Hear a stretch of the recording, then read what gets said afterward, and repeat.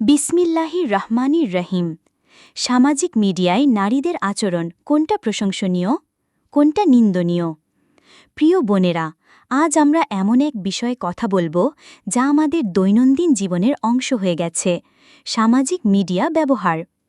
Facebook, Instagram, YouTube কিংবা TikTok, এই প্ল্যাটফর্মগুলো যেমন সৎ উদ্দেশ্যে ব্যবহার করলে উপকার বয়ে আনে, তেমনি ভুলভাবে ব্যবহার করলে ক্ষতির কারণও হতে পারে।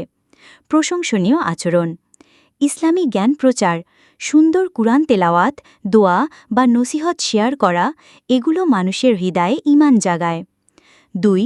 পর্দা রক্ষা করে উপস্থিত হওয়া, প্রোফাইল ছবি বা ভিডিওতে শালীন পোশাক ও হিজাব পরা, এটি অন্যদের কাছে সম্মানের প্রতীক।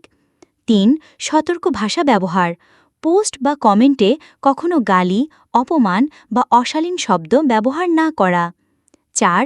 সমাজ ও মানুষের উপকারে আসা কন্টেন্ট শেয়ার করা, যেমন শিক্ষামূলক পোস্ট, দরকারি তথ্য, অনুপ্রেরণামূলক গল্প, স্বাস্থ্য পরামর্শ ইত্যাদি। ৫. গোপনীয়তা রক্ষা, নিজের ব্যক্তিগত তথ্য, বাসার ঠিকানা বা পরিবারের ছবি সবার জন্য উন্মুক্ত না রাখা। নিন্দনীয় আচরণ: ১. অশালীন ছবি বা ভিডিও শেয়ার করা, শরীর প্রদর্শন বা ফ্যাশন প্রদর্শনী ইসলামী দৃষ্টিতে হারাম এবং ফিতনার কারণ।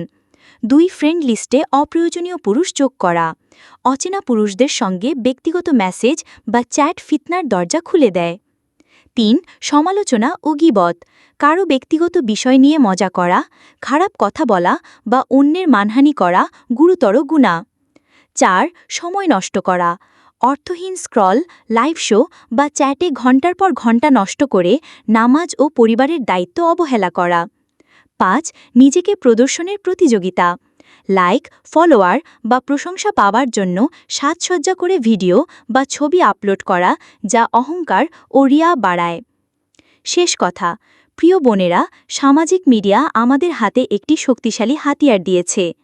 আমরা চাইলে এর মাধ্যমে কোটি মানুষের উপকার করতে পারি, আবার নিজেদের ও অন্যদের ঈমানও নষ্ট করতে পারি।